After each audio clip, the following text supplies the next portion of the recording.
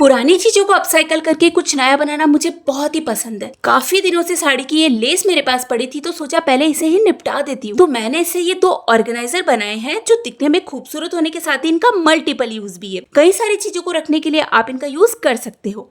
तो चलते हैं आइडिया नंबर 1 की तरफ। ये जो फर्स्ट ऑर्गेनाइजर है इसे आप as a bangle box use कर सकते हैं। आप इसमें अपने सैनिटरी पैड रख सकते हो, हैंकीज रख सकते हैं, सॉक्स रख सकते हैं, as a jewellery box use कर सकते हो और बच्चों के काम में आने वाली कई सारी चीजें आप इसमें रख सकते हैं। इसे बनाने का वीडियो मैं आपके साथ पहले ही शेयर कर चुकी हूँ और बहुत ही परफेक्ट तरीके से मैंने इसे बनाना बताया है। इस वीडियो का लिंक मैं डिस्क्रिप्शन और एंड स्क्रीन दोनों जगह पे दे दूंगी, तो आप इस वीडियो को जरूर देखिएगा। दोस्तों आपके लिए ऑर्गेनाइजर बहुत ही यूजफुल होगा, तो आप इसे जरूर बनाइएगा। अब चलते हैं दूसरे आइडिया की तरफ।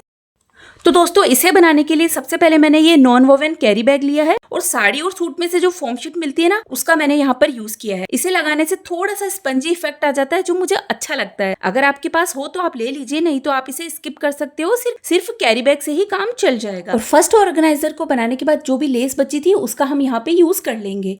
तो मैंने कैरी बैग और फोम शीट को कच्ची सिलाई लगाकर अटैच कर दिया है। मैंने इसकी चौड़ाई रखी है 14 इंचेस और लंबाई 17 इंचेस रखी है। मैंने लेस की भी 14 इंचेस चौड़े पीसेस कट कर लिए हैं। अब इन लेसेस को 1 बाय 1 बेस के ऊपर अटैच करना है। सिंगल सिलाई में मैं इनको अटैच करने का तरीका आपको बताती हूँ। तो सबसे पहले लेस को इसके कॉर्नर पर रखकर इस तरह से एक सिलाई लगा देंगे। फिर दूसरा पीस लेंगे, इसे पहले वाले पीस के नीचे दबाकर रखेंगे और सिलाई लगा देंगे। और सेम इसी तरीके से सारे टुकड़ों को एक के बाद एक रखकर सिलाई लगा देंगे और इस तरह से हमारे पास एक सिंगल पीस बनकर तैयार हो जाएगा। और फिर इसे इस तरह पलटकर जो भी लेस से एक्स्ट्रा पार्ट दिखाई दे रहा है ना, उसे हम कट कर देंगे और फिर इसी के बराबर लाइनिंग का एक पीस भी हम कट कर लेंगे।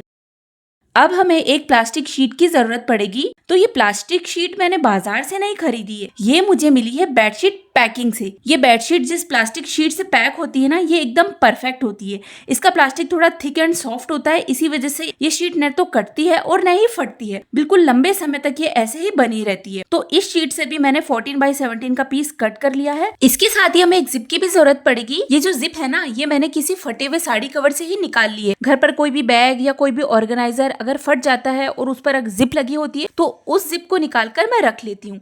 देखो दोस्तों, अगर क्रिएटिविटी का शौक हो और पैसा भी खर्च नहीं करना है तो चीजें तो संभाल कर रखनी ही पड़ती है। आप वीडियो में आगे देखेंगे कि मेरी संभाल कर रखी गई चीजें मेरे कितने काम आती है। अपने साड़ी कवर को और भी अट्रैक्टिव और ब्यूटीफुल बनाने के लिए मैं इस प्लास्टिक शीट पर बॉर्डर अटैच करूंगी। मैं तो साड़ी का ही बॉर्डर अटैच करती है, लेकिन ये इतना सा ही बचा है जो इसके चारों तरफ नहीं आ पाएगा। तो अब बॉर्डर बनाने के लिए भी मुझे जुगाड़ करना पड़ेगा। दोस्तों ऐसे ही समय के लिए मेरे संभाल कर रखी गई चीजें मेरे बहुत ही काम में आती है और हमेशा मेरे पैसे बचाती है, क्योंकि मैं तो जीरो कॉस्ट DIY पर ही ज्यादा बिलीव करती हूँ। अब देखिए इस बॉर्डर पर यहाँ जो ये रेड कलर है ना, तो सेम इसी कलर का फैब्रिक मैंने लिया है और इस फैब्रिक पर मैंने 2-2 इंचेस मार्क कर लिया है और 2 इंच चौड़ी पट्टियां इस तरह से मैं कट कर लूंगी। अब केवल रेड बॉर्डर तो अच्छा नहीं लगेगा, तो इसे और भी ब्यूटीफुल बनाने के लिए इस बेंच फैब्रिक के बॉर्डर में से भी मैं पट्टियां कट करूंगी।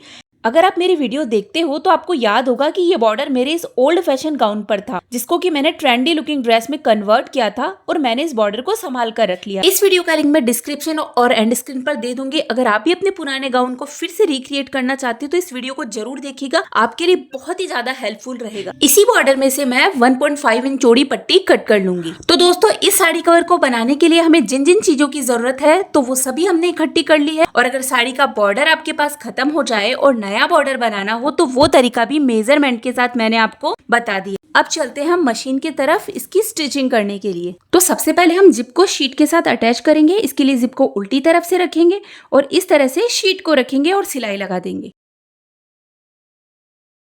इस तरह सिलाई लगाने से जब हम इस पर बॉर्डर अटैच करेंगे तो ये सिलाई अंदर की तरफ दब जाएगी और दिखाई नहीं देगी। अब बॉर्डर अटैच करने के लिए ये बेंच कलर की पट्टी लेकर इसको शीट के चारों तरफ हम अटैच कर देंगे इस तरीके से। शीट पर बॉर्डर को अटैच करने से पहले एक बार मेन पीस के ऊपर उसको रखकर मेजर कर लीजिए, क्योंकि जिप अटैच करने से शीट एक्स्ट्रा हो जाती है और एक्स्ट्रा शीट को फिर आप कट कर दीजिए। मैंने इसकी चारों तरफ एक सिलाई लगा दी है और पट्टी को फोल्ड करते हुए इस तरीके से कॉर्नर को सेट करेंगे और इसके चारों तरफ भी हम सिलाई लगा देंगे।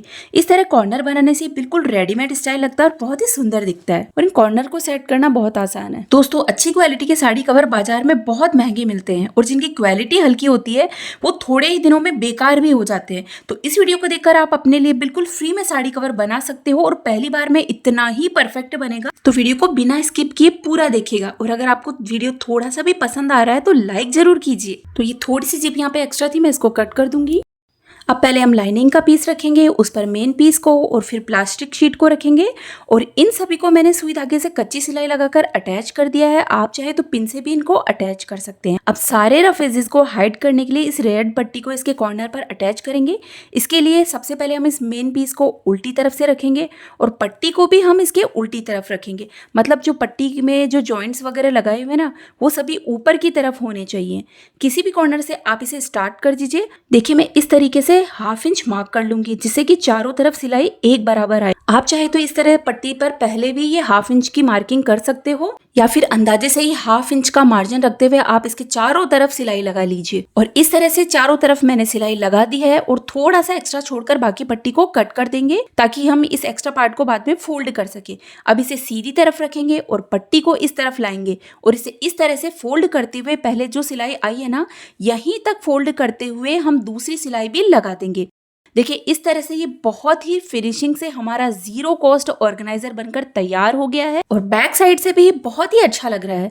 ये बहुत ही मजबूत बना है दोस्तों, जो सालों साल भी खराब नहीं होगा। इसमें आप अपनी हैवी साड़ियां या सूट सेट कुछ भी रख सकते हैं। जब किसी शादी में हमें जाना होता है ना तो इस तरह के सिंगल साड़ी किट बहुत ही काम में आते हैं। मैं तो अपनी सारी हैवी साड़ियों को इसी तरह के सिंगल साड़ी किट में ही रखती हूँ क्योंकि हैवी साड़ियां ज्यादातर किसी शादी या पार्टी में ही काम में आती है। को उठाया और पैकिंग कर ली और ऊपर की ट्रांसपेरेंट शीट की वजह से अंदर कौन सी साड़ी रखी है ये भी हमको पता चल जाता है। और इस तरह के किट में डालकर हम किसी को साड़ी या सूट गिफ्ट करते हैं तो वो भी बहुत ही अच्छा लगता है और इस तरह के किट की वजह से आपके गिफ्ट की वैल्यू और बढ़ जाती है।